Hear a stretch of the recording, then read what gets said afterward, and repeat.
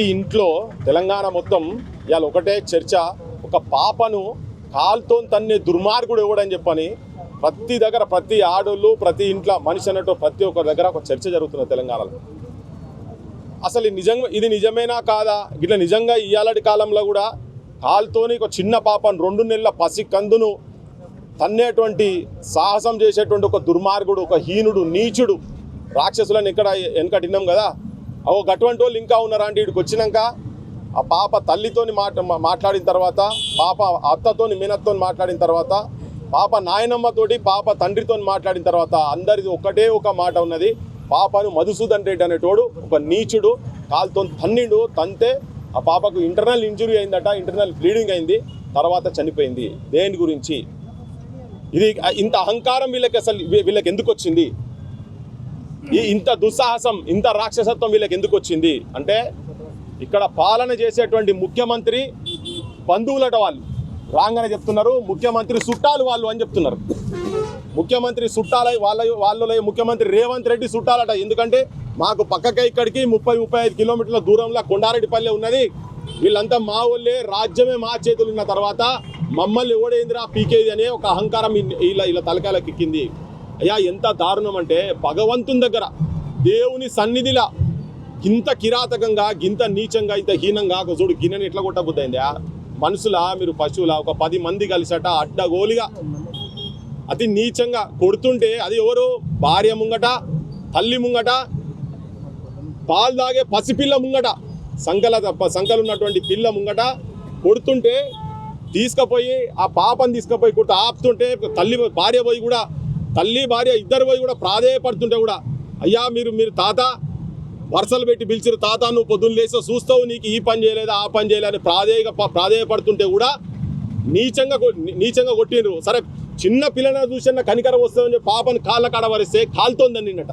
సమాజమా చూడండి ముఖ్యమంత్రి రేవంత్ రెడ్డి పాలన ఎంత ఘోరంగా, ఎంత దుర్మార్గంగా, ఎంత అన్యాయంగా ఉన్నదో అని. చేసిన పాపం ఏంది? గుడిలకు లోపలికి పోతుంటే గేటు పెట్టి 100 రూపాయలు అడిగిరట. 100 రూపాయలు దేనికి సార్? మరి రిసీట్ ఇస్తే ఏం చదువుకున్నావు తల్లి నువ్వు? ఏం చదువుకోలేదు. చదువుకోకున్నా చైతన్యంతో 100 రూపాయలు ఇస్తే నాకు రసీదు అని చెప్పారు. ఇస్తే మేము దేవుని కాడేస్తాం, రసీదు ఇస్తే మేము లోపలికి పోతామని చెప్పారు. అయినా గుడికి మొత్తం ఊడిసే పని అన్ని పనులు మేమేగా చేసేది, మా దగ్గర కూడా పైసలు ఎందుకు అన్నారు. అదే పాపం, వీళ్ళు చేసిన పాపం గది. దానికి నువ్వు ఇవ్వకుంటే పక్కకు జరగని పక్కకు రూమ్లు వేసిండ్రు. అది తెలుసు. అది వేసుడే కాదు, ఏమేమి తిట్టిరు తల్లి, ఏమేమి మాటలు తిట్టిరు?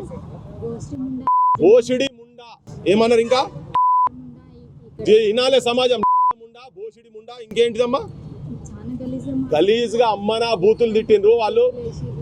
ఇట్లా బట్టి నెట్టిరట, ఒకరి భుజాల మీద బట్టి నెట్టిరట, అడ్డగోలుగా నెట్టిండ్రు. దాన్ని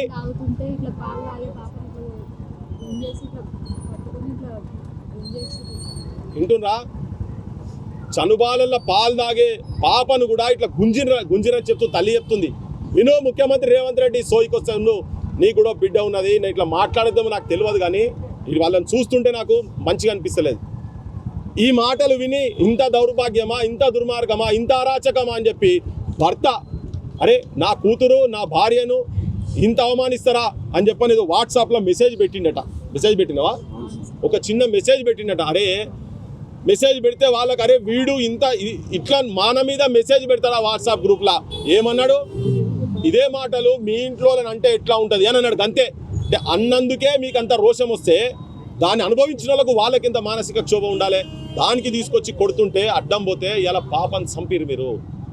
ఈ హంతకులు ఇప్పటికి ఎంతసేపు అయింది ఇది జరిగి? నిన్న 5 గంటల నుంచి ఎంతసేపు కొట్టిరు నిన్ను? ఇదంతా పెదవి ఊపింది దాంతేనా? ఈ పెదవి ఊపిందంతా పన్ను ఇరిగిపోయిందా? సూపిర్. అరే మాకు కొట్టరాక కాదు, మాకు చేతగాక కాదు, మాకు కొట్టరాక కాదు.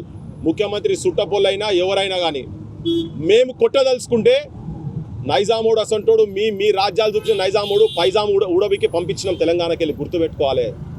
ఇంకా మీ గడిల పాలన ఈ ముఖ్యమంత్రి కూడా గడిల పాలన, దొరల పాలనకు వ్యతిరేకంగానే వచ్చిండు కదా. నువ్వు గదే పని చేస్తున్నావు.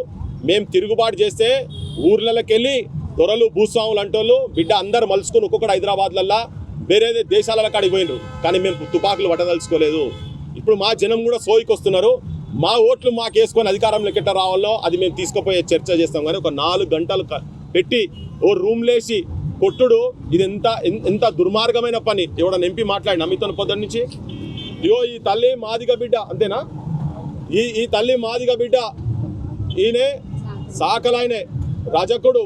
మరి మీ బట్టలు ఉతికి మీ అంట్లు ముట్లు అన్ని తోమినోళ్ళు ఆయన తరాలకెళ్ళి చేసిన వాళ్ళు.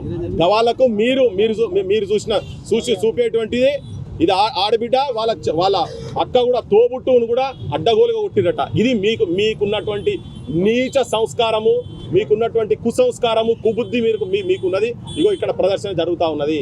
సమాజం కూడా తెలుసుకోండి, చూడండి ఎటువంటి వాళ్ళను అధికారంలోకి తీసుకొచ్చి పెడితే ఏం జరుగుతున్నది అనేది. ఇప్పుడు ఇగో ఈ పాప చూడండి, ఇగో 2 నెలల పాప.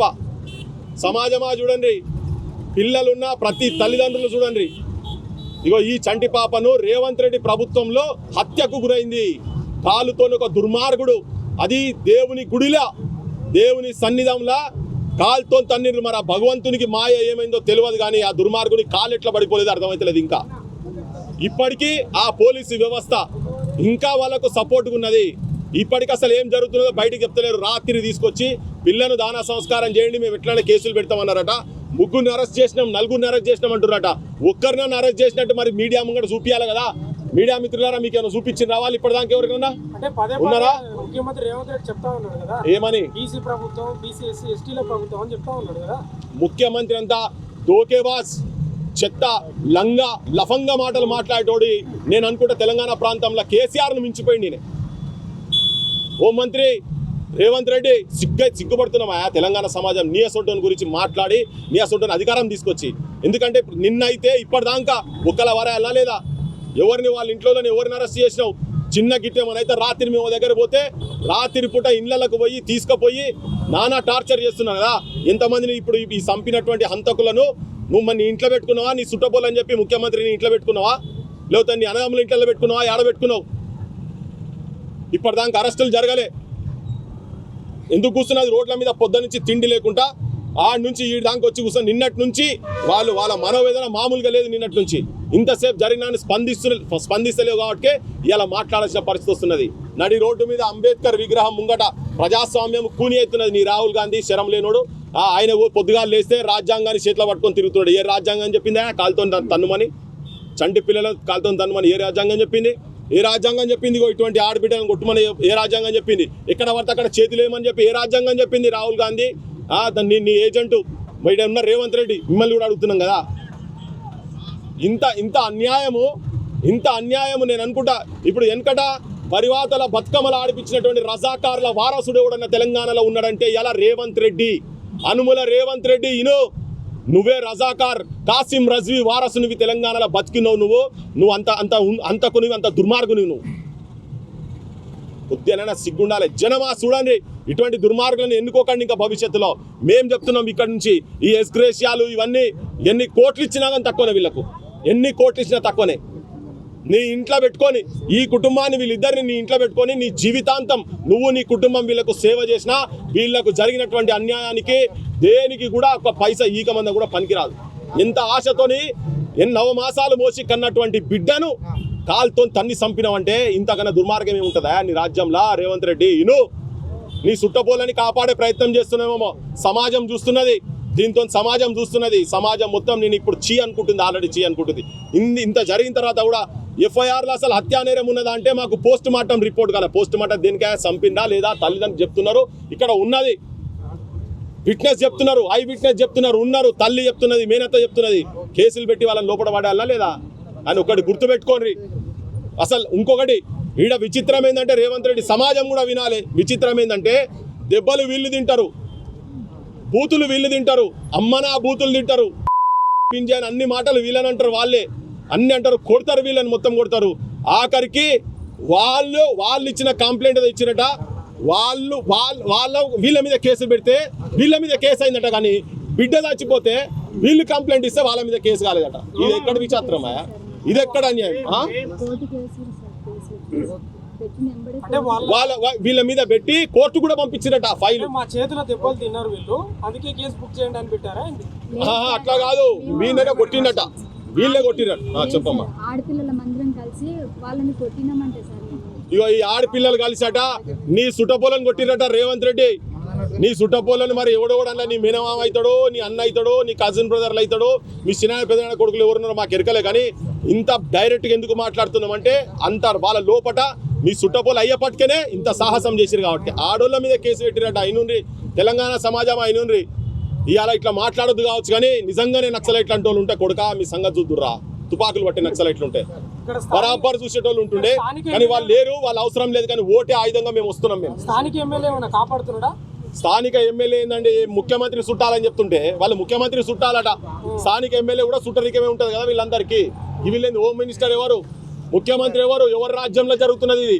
కూతవేటి దూరంలో ముఖ్యమంత్రి ఊరున్నది ఇక్కడ కొండారెడ్డిపల్లె. సొంత ఇక్కడనే కదా, బైకుల మీద మస్తు సార్లు పోయి ఉంటాడు ఇక్కడికి వెళ్ళి. వాళ్ళ సుట్టపోలు చేసిన పని ఇది. సుట్టపోలు కాకుండా ఇంతసేపు ఎందుకు కాపాడతారు? ఎమ్మెల్యే చేతులు ఏం పాడవుతుంది? ఇదంతా ముఖ్యమంత్రి కారణం, దీనికి అనుముల రేవంత్ రెడ్డి కారణం. ఈడ అయ్యా నాయన ఏ దళిత ఎంపీలు వీళ్ళ ఎంపీలు చెప్రాసులు వీళ్ళంతా. వాళ్ళ దగ్గర రేవంత్ రెడ్డి ఇంటికాడ చెప్రాసులు వీళ్ళు. అరే కూసో అంటే కూర్చుంటారు, లేవమంటే లేవుతా చెప్పులు మోసేటువంటి దళిత ఎంపీలు, దళిత మంత్రులు. ఇక్కడికి ఒక్కడని వచ్చిండా? ఒక దళిత మంత్రి వచ్చిండా? ఒక దళిత ఎమ్మెల్యే వచ్చిండా? బాధతో చెప్తున్నాం, భారత రాజ్యాంగం ప్రకారంగా వచ్చినటువంటి వాళ్ళు ఇటువంటి హక్కులను వీళ్ళని కాపాడుతందుకు మిమ్మల్ని ఎమ్మెల్యేలు ఎంపీలు చేసేందుకు కుక్క బతుకులు లెక్క మీరు ముఖ్యమంత్రి ఇంట్లో చుట్టూ తిరిగేటందుకు కాదు. మీకు ఎమ్మెల్యేలు ఎంపీలు చేయమని చెప్పి రిజర్వేషన్ పెట్టింది అంబేద్కర్. ఏం చెప్తున్నారు? పరామర్శుడు కాదు, ఫోన్ కాల్ చేయలే. మల్లురవి గారు, బట్టి విక్రమార్క గారి అన్నగారు మల్లురవి గారు నిన్ను ఎంపీ ఇక్కడ చేసింది వాళ్ళకు కొమ్ము కాస్తందుకు కాదు, వాళ్ళకి జీతగాని కాదు. నువ్వు వాళ్ళు చెప్తే కాదు, అంబేద్కర్ ఇచ్చిన రిజర్వేషన్ ప్రకారంగా. ఇగో ఒక మాదిగ బిడ్డ ఇక్కడ, బిడ్డ కోల్పోయింది, బిడ్డను కాలుతో తన్నిండ్రు. ఏం చేస్తున్నారు మీరు? ముఖ్యమంత్రి ఇంటికాడ లాన్లా గడ్డి వీక్తుండ్రా? చాలా అవమానం అనిపిస్తుంది మీ అసంటోళ్ళని ఎన్నుకున్నందుకు ఇక్కడ జనాలకు.